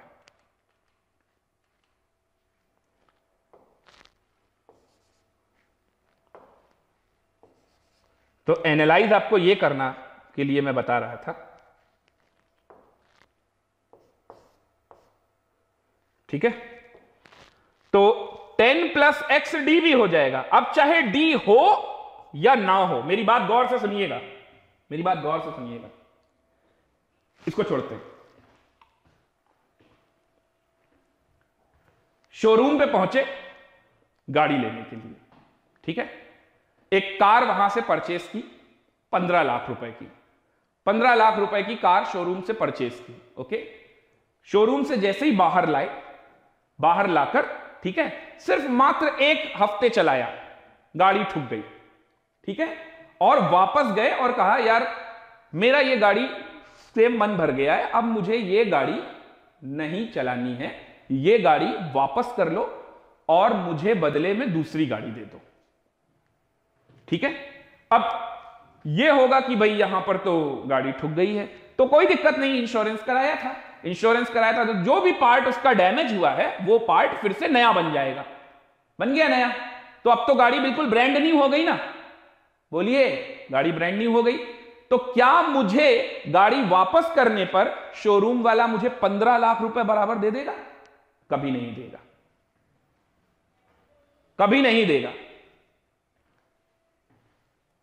यह तो मैं दावे के साथ बोल सकता हूं कि जो मुझे पैसा मिलने वाला है वो निश्चित ही 15 लाख रुपए से कम मिलेगा। समझ में बात आ रही है या नहीं आ रही है? इवन आप अपनी गाड़ी को जैसे ही शोरूम से बाहर निकाले थे, ठीक उसी समय आपके गाड़ी की वैल्यू कम हो गई थी, क्योंकि वो रोड पे आ गई। इसका मतलब वो खतरे में आ गई और आपकी गाड़ी की वैल्यू डे बाय डे क्या हो रही है? कम होती जा रही है। कहीं पर भी अगर आप कंपनसेशन मांगने जाओगे तो आपको कंपनसेशन मिलेगा। आपने इंश्योरेंस पॉलिसी करा रखी है, ठीक, अच्छी बात है, आपको कंपनसेशन मिलेगा, लेकिन कंपनसेशन कभी भी पूरा नहीं मिलता, ठीक है ना। और कंपनसेशन ना लाइफ में पूरा मिलता है, कभी लाइफ में तो हमें मिलता ही नहीं है ना। इंसानों की जिंदगी में कंपनसेशन मिलता है लेकिन पूरा कभी नहीं मिलता। ठीक इसी तरह से केमिकल में भी, केमिकल सब्सटेंसेस में भी, केमिस्ट्री में भी अगर किसी को कॉम्पनसेशन मिल रहा है तो वो भी कभी पूरा नहीं मिलेगा। अब देखिए, मैं आपको ये गाड़ी वाली एग्जांपल से मैं आपको क्या समझाना चाहता हूं, यहां पर समझिए। सी के 10 मोल थे इक्विलिब्रियम पे, एबीसीडी सभी के थे। 2 मोल सी के रिमूव हो गए तो कितने हो गए? 8। इक्विलिब्रियम फॉरवर्ड शिफ्ट हुआ, इक्विलिब्रियम फॉरवर्ड शिफ्ट हुआ तो क्या ये वैल्यू वापस कभी 10 हो पाएगी? क्या ये वैल्यू कभी 10 आ पाएगी? कभी नहीं आएगी, कभी नहीं आएगी। यानी कंपनसेशन तो मिला, इक्विलिब्रियम फॉरवर्ड तो गया, यहां से कुछ कम हुआ, यहां कुछ बढ़ा।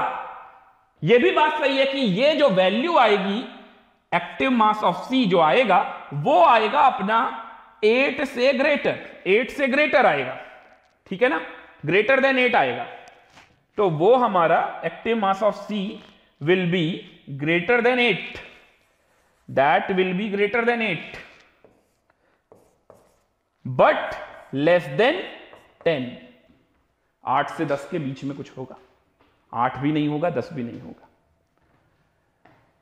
तो ये एक आप कॉमन एग्जांपल से बहुत अच्छे से ये बातें समझ सकते हैं कि इक्विलिब्रियम फॉरवर्ड जाए या बैकवर्ड जाए, अगर किसी का कुछ लॉस हो रहा है ना, उसको कंपनसेशन मिल रहा है, तो कभी भी 100% कंपनसेशन नहीं मिलता, ना जिंदगी में मिलता है और ना ही केमिस्ट्री में मिलता है। क्या मेरी ये कार वाली कहानी सभी को समझ में आ गई? और देखिए, कार की कहानी समझे ना समझे, ये जरूर समझ लीजिए अच्छे से, ये बात समझ में आई या नहीं आई? कंपनसेशन कभी पूरा नहीं मिलेगा, ये बात समझ में आ गई?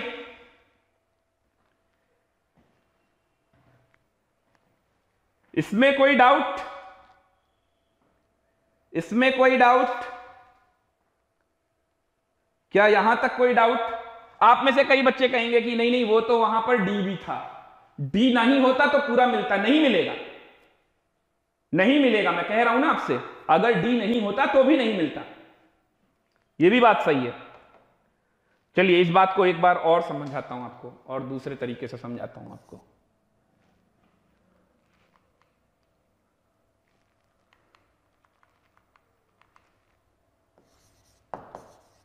एक और तरीके से समझाता हूं आपको। A plus B reversible with C plus D, T equilibrium पे इसके 1 मोल 1 मोल 1 मोल 1 मोल थे, ठीक है। मान लीजिए यहां पर V लीटर था, वो तो कैंसिल ही हो जाएगा, सब गैसियस फेस में है। बताइए इसका केसी क्या आएगा? इसका केसी क्या आएगा? बोलिए, 1 आएगा कि नहीं आएगा? बताइए, इसका केसी 1 आएगा? चलिए अब मैं आपको बताता हूं। वॉल्यूम V लीटर था, वॉल्यूम यहां पर कितना था? V लीटर, ठीक है। जैसे ही मैंने वॉल्यूम को क्या कर दिया? डिक्रीज कर दिया, V/2 कर दिया। यहां पर वॉल्यूम V लीटर था, अब तो बन गया concentration. Volume decreases, volume decreases कितना? नया V डैश जो हो गया वो V/2 हो गया। वॉल्यूम डिक्रीज कर दिया, हाफ कर दिया। नया टी इक्विलिब्रियम जो आएगा वो क्या आएगा? तो यहां पर वॉल्यूम अगर डिक्रीज हुआ तो कंसंट्रेशन क्या हो गया? बताइए, कंसंट्रेशन सबका बढ़ गया, 2 गुना हो गया, है ना। आप यहां पर फिर से क्या करेंगे? मोल तो आपके पास 1 ही है, V की जगह अब आप V डैश रखेंगे, और V डैश की वैल्यू क्या रखेंगे? V/2, V/2। तो ये क्या हो जाएगा?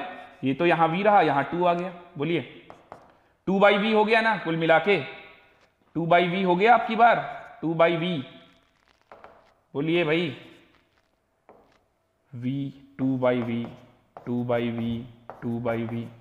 अभी भी आपका इक्विलिब्रियम कांस्टेंट बताइए केसी कितना आ रहा है? अब आपका नया इक्विलिब्रियम कांस्टेंट अभी भी कितना आ रहा है? अभी भी आपका कितना आ रहा है? 2 ही आ रहा है, आ रहा है ना 2। तो यहां पर इक्विलिब्रियम कांस्टेंट की वैल्यू पे कोई चेंज नहीं हुआ, इक्विलिब्रियम कांस्टेंट की वैल्यू में कोई चेंज नहीं हुआ, ठीक है। इक्विलिब्रियम पे कोई चेंज हुआ क्या? इक्विलिब्रियम पे कोई चेंज हुआ? आपके V को V/2 करने पर भी इक्विलिब्रियम कांस्टेंट, ये जो QC बनाओगे, ये जो QC है, सॉरी 2 लिख दिया, यहां 1 होगा, ये जो QC बनाओगे वो KC के बराबर ही तो होगा, नया कुछ चेंज नहीं हुआ। तो equilibrium does not shift, equilibrium does not shift, clear है? अच्छा, एक आध टर्म हटा के देखते हैं। a plus B reversible with c रहने देते हैं। अब की बार t इक्विलिब्रियम पे 1 1 1 डिवाइडेड बाय v। तो अब की बार बताइए क्या हो गया आपका kc की वैल्यू। kc की वैल्यू क्या होगी बताइए? यहां पर ये तो 1 1 1 ही है ना, और ये 1 अपॉन वी की पावर डेल्टा एन जी, तो वो नेगेटिव है। वो कैसा है? नेगेटिव है, दिख रहा है ना। 1 अपॉन वी की पावर, सीधा लिख दूं 1 अपॉन वी की पावर डेल्टा एन जी -1, यानी कि ये एक तरीके से v हो गया, v बन जाएगा आपका। बोलिए भाई, समझ में आ रहा है? आप ऐसे लिख सकते हैं, और अगर आप v हटाना चाहें तो आप v हटा दीजिए यहां पर, और सिंपली वॉल्यूम v लीटर था तो आपका kc यहां पर क्या हो गया, वैसे ही मैं 1 की तरह दिखा देता हूं यहां पर। तो ये आपका kc क्या हो गया? 1 हो गया। जैसे ही आपने यहां पर क्या किया, वॉल्यूम डिक्रीज किया, वॉल्यूम डिक्रीज टू हाफ, यानी कि नया v डैश जो हो गया वो v/2 हो गया।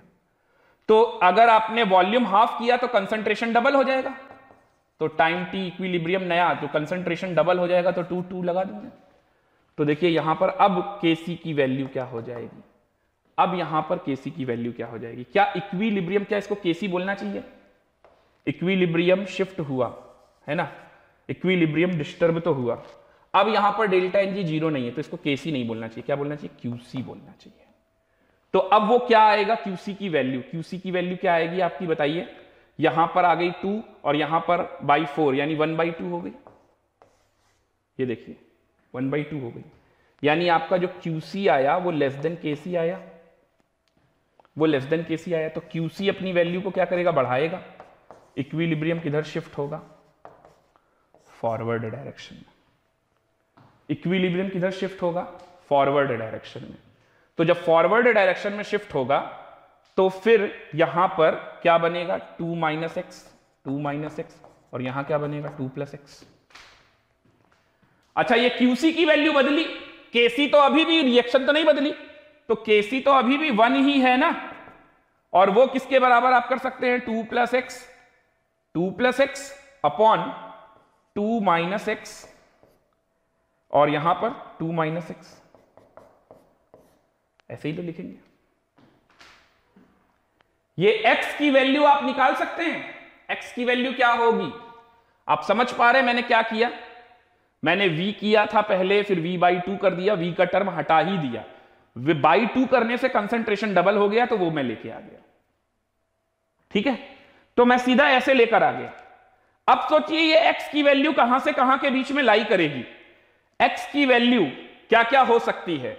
x की वैल्यू 0 लगा दे तो क्या होगा बताइए? ये 2 2 2 सब हो जाएगा पहले की तरह, है ना। तो ये तो इक्विलिब्रियम मेंटेन ही नहीं होगा, तो x की वैल्यू 0 से तो बड़ी होगी। x should be greater than 0। ठीक है, अगर मैं x की वैल्यू को और क्या कर सकता हूं, कहां तक जा सकता है? यहां से x निकाल सकता हूं, वो पता चल जाएगा। वो यहां पर वैल्यू पुट करके भी समझ में आ रहा है, x की वैल्यू 0 से तो बड़ी होगी। अच्छा, अगर यहां 1 लगा दूं, यहां 1 लगाएंगे, यहां 1 लगाएंगे, यहां 1 लगा दे, x की वैल्यू 1, तो ये 1 1 और ये क्या हो जाएगा? 3, तो 3 हो जाएगा। तो इक्विलिब्रियम कांस्टेंट फिर से kc की वैल्यू क्या बन जा रही है? 3/11, तो ये 3, ये भी नहीं पॉसिबल है। तो x की वैल्यू 0 से बड़ी होगी एंड x की वैल्यू लेस देन 1, तो 0 से 1 के बीच में आएगी कुछ। अब 0 से 1 के बीच में आप कुछ भी वैल्यू यहां पर बीच में कुछ रखेंगे, 0 से 1 के बीच में आप कुछ भी वैल्यू यहां पर रखेंगे, तो आपका नया इक्विलिब्रियम फिर से मेंटेन हो जाएगा।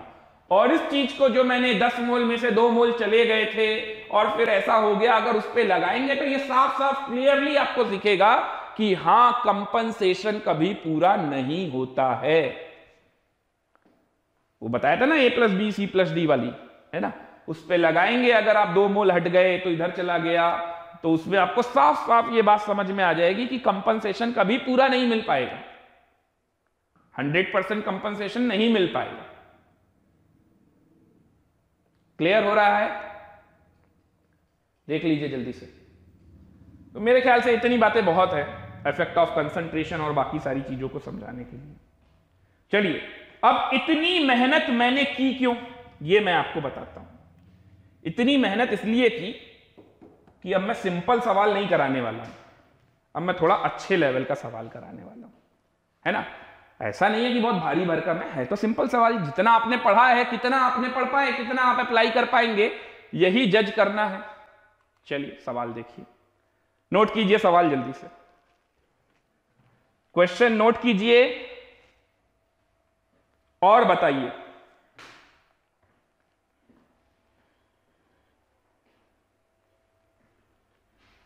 ऐसे सवाल एडवांस तक पूछे जा सकते हैं,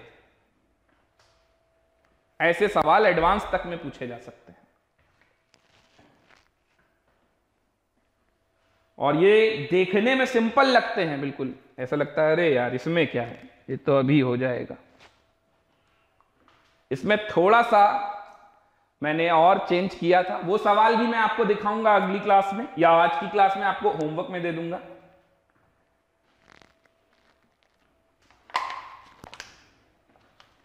सॉल्व कीजिए।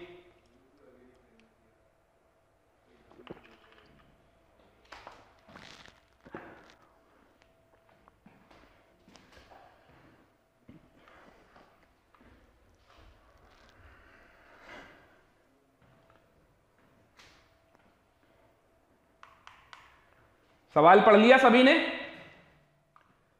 रिएक्शन है PCl5 गया PCl3 प्लस Cl2 में, is carried in a container of volume V litre volume है, ठीक है। At equilibrium moles of PCl5 PCl3 and Cl2 are N1 N4 N3, अच्छा N1 N4 N3 ले लिया, ठीक है भाई, कोई दिक्कत नहीं, respectively. On increasing pressure select the correct one. On increasing pressure बढ़ाया जा रहा है, प्रेशर बढ़ाएंगे तो क्या होगा बताइए, इक्विलिब्रियम किधर जाएगा, प्रेशर बढ़ाया यानी वॉल्यूम घटा, कंसंट्रेशन बढ़ा तो इक्विलिब्रियम किधर शिफ्ट होगा,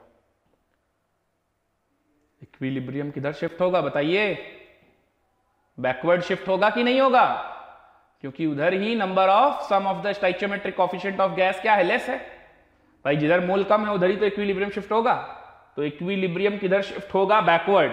क्या ऐसा कोई ऑप्शन दिया है? नहीं दिया है। ऐसा सवाल कब पूछा जाएगा, जेईई मेन और नीट में इस तरीके का पूछ लेगा, क्या इक्विलिब्रियम किधर शिफ्ट होगा, forward backward can not be predicted, equilibrium does not shift, है ना, इस तरह से। थोड़ा सा अच्छे लेवल पे जाएंगे तो ऐसा पूछ लेगा, तो इसमें भी क्या दिक्कत है, अगर इक्विलिब्रियम बैकवर्ड शिफ्ट होगा तो क्या होगा आप बताइए, बोलिए जल्दी बोलिए सभी लोग, जल्दी से सभी लोग आंसर कीजिए। देखो आंसर सबको करना है, इक्विलिब्रियम बैकवर्ड जाएगा, और अगर इक्विलिब्रियम बैकवर्ड जाएगा तो PCl5 का कंसंट्रेशन बढ़ रहा है। अच्छा आंसर आने लग गए, गुड। अरे ये आप लोग क्या बोल रहे हैं यार, प्रेशर बढ़ा रहे हैं ना, प्रेशर बढ़ रहा है, प्रेशर बढ़ाएंगे तो इसका मतलब इक्विलिब्रियम, प्रेशर बढ़ाने पर इक्विलिब्रियम किधर जाएगा, डेल्टा एनजी कैसा है, पॉजिटिव, तो प्रेशर बढ़ाने पर इक्विलिब्रियम किधर जाएगा, सभी लोग डी बोल रहे हैं। Net concentration of PCl5 decreases, अगर इक्विलिब्रियम बैकवर्ड गया तब तो PCl5 का कंसंट्रेशन बढ़ेगा ना, अरे भाई PCl5 का कंसंट्रेशन घटा क्यों रहे हो, अरे यार सुनाई नहीं दे रहा क्या तुम लोगों को,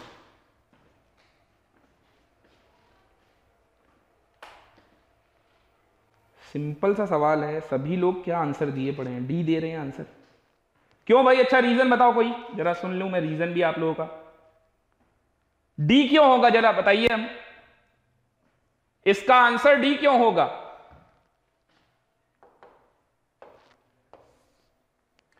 अगर यहां पर प्रेशर बढ़ाया जा रहा है यानी वॉल्यूम डिक्रीज हो रहा है, कंसंट्रेशन इंक्रीज ही तो हो रहा है, तो अगर कंसंट्रेशन बढ़ रहा है तो ऐसे में इक्विलिब्रियम किधर शिफ्ट होगा, प्रेशर बढ़ाने पर इक्विलिब्रियम किधर शिफ्ट होता है, प्रेशर बढ़ाने पर हमेशा इक्विलिब्रियम उधर शिफ्ट होगा जिधर पर गैसियस नंबर ऑफ मोल्स कम हो, तो इधर कम है क्योंकि डेल्टा एनजी पॉजिटिव है। आपने क्या सीखा था डेल्टा एनजी पॉजिटिव के केस में? ये देखिए पीछे, डेल्टा एनजी पॉजिटिव के केस में आपने क्या सीखा था? प्रेशर बढ़ाया जा रहा है। डेल्टा एनजी पॉजिटिव के केस में इक्विलिब्रियम बैकवर्ड शिफ्ट होगा। नहीं दिख रहा है यहां पर? फिर ये सब आंसर क्यों दे रहे हो भाई? तुम लोगों को तो यार फिर इससे अच्छा रटा ही देता, रटाना ही ज्यादा बेहतर था जब यही सब करना था तुम्हें। हाँ, तो प्रेशर बढ़ेगा, वॉल्यूम घटेगा या कंसंट्रेशन बढ़ेगा, यानी इक्विलिब्रियम किधर शिफ्ट होगा? बैकवर्ड। इक्विलिब्रियम बैकवर्ड शिफ्ट होने से PCl5 का कंसंट्रेशन क्या होगा? बढ़ जाएगा। और PCl3 का अगर बैकवर्ड शिफ्ट हो रहा है तो PCl3 का कंसंट्रेशन क्या हो जाएगा? घट जाएगा। और Cl2 का कंसंट्रेशन वो भी घट जाएगा। बोलो, नहीं समझ में आ रहा है?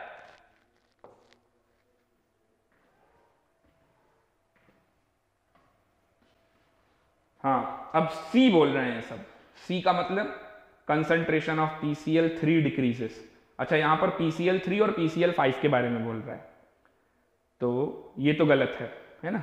PCl3 डिक्रीजेस, ठीक है, अब सही बोल रहे हो, सही है। तो आप पहले क्यों बोल रहे थे D के बारे में? कंसंट्रेशन ऑफ PCl5 डिक्रीजेस क्यों बोल रहे थे? बैकवर्ड जा रहा है ना, तो खुद नहीं दिख रहा है किसका कंसंट्रेशन बढ़ेगा, किसका कंसंट्रेशन घटेगा? बाकी लोग आंसर क्यों नहीं कर रहे हैं भाई? सभी लोग आंसर कीजिए जल्दी से। क्या आएगा आंसर?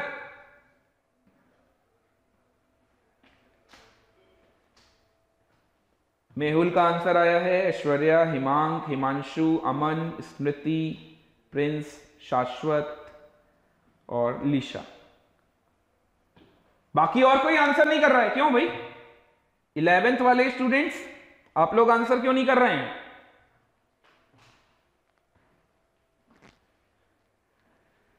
चलिए, अच्छा सवाल है ना? आपको लग रहा होगा यार इसमें कौन सा अच्छा सवाल है, ये तो हमने पढ़ ही रखा था, है ना? ये तो आपको मालूम ही था, इक्विलिब्रियम बैकवर्ड शिफ्ट करेगा तो उसका कंसंट्रेशन बढ़ जाएगा, इसका घट जाएगा, इसका घट जाएगा। अच्छा इसलिए है क्योंकि ये जो सी आंसर है ये भी गलत है। अच्छा इसलिए है क्योंकि ये गलत है। अब अच्छा हो गया सवाल? अब सवाल अच्छा हो गया ना? ये सी वाला आंसर गलत है और डी तो आप बेवकूफी में बोल गए थे पहले। सी वाला आंसर गलत है। अब बताइए, अब लग रहा है ना सवाल में दम है? सोचिए ये नीट या जेई मेन के पेपर में आए तो आप क्या करके आओगे? क्या मिलेगा आपको? -1। अरे स्टूडेंट नहीं, बहुत सारे टीचर भी सी पे लगाएंगे टिक। स्टूडेंट की तो बात छोड़ो, स्टूडेंट तो लगाएंगे ही सी, कई सारे टीचर भी सी पे लगा देंगे टिक। तो ये गड़बड़ क्या है यार? बात तो सब कुछ समझ में आ रही है, इसीलिए मैं आपको इतनी डिटेल में समझा रहा था पूरा ली चैटलियर प्रिंसिपल, जिसे आप सत्यनारायण की कथा की तरह सुन रहे थे। तो उसको वैसे नहीं सुनना था, उसको अच्छे से सुनना था। अब समझ में आने लगा ना? तो अब सवाल अच्छा हो गया, इसका स्टैंडर्ड भी अच्छा हो गया। तो गलती क्या है यार? सब कुछ तो सही है। चलो एक बार फिर से सोचो, सी गलत है, सी गलत है।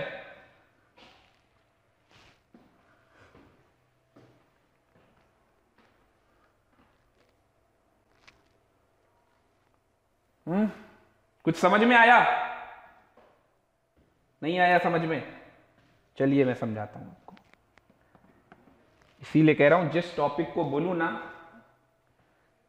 अब ये लोगों को बहुत आसान लगता है ली चैटलियर प्रिंसिपल, इसमें क्या है, ये तो हलवा टाइप का सवाल है।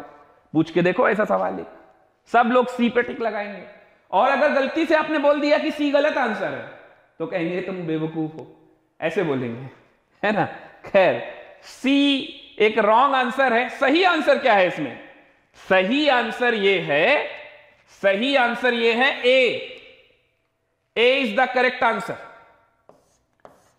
जिस पे कोई यकीन नहीं करेगा, लेकिन अभी करोगे यकीन। जब मैं समझाऊंगा तब आप सभी यकीन करोगे। अब आप कहोगे ये चीज पढ़ाई नहीं है, तो आप अपने नोट्स लिख रहे हो ना सब, देखते जाओ, पीछे पढ़ाया है, सब पढ़ाया है। कंसंट्रेशन ऑफ ऑल इंक्रीजेस, ये बात कैसे समझ में नहीं आ रही है, चलिए मैं समझाता हूं आपको। PCl5 ग्राफिकली समझाऊंगा तो ज्यादा अच्छे समझ में आएगा। PCl5 reversible with PCl3 plus Cl2, ठीक बात है। ये था डेल्टा Ng, यहां पर कैसा है, पॉजिटिव। आपने यहां पर क्या करा गया भाई, प्रेशर का क्या किया गया है, प्रेशर इंक्रीजेस, प्रेशर को बढ़ा दिया है। तो आपने यहां पर प्रेशर को बढ़ाया, यानी कि आपने वॉल्यूम घटाया, यानी कि कंसंट्रेशन बढ़ा। Pressure is directly proportional to concentration, तो कंसंट्रेशन क्या हुआ, बढ़ा। चलिए इसको ग्राफिकली पहले प्लॉट करते हैं, बिना ये सब छेड़ किए। पहले से इक्विलिब्रियम में मेंटेन था PCl5, PCl3 और Cl2 में, तो मैं यहां पर कंसंट्रेशन वर्सेस टाइम का ग्राफ प्लॉट करने वाला हूं।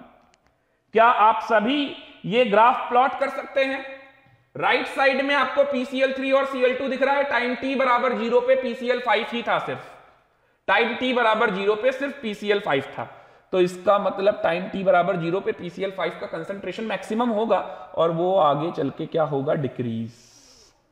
वो आगे चल के क्या होगा, डिक्रीज।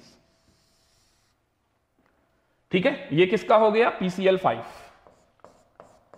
रिएक्टेंट है, डिक्रीज होगा, रिएक्टेंट है तो डिक्रीज होगा।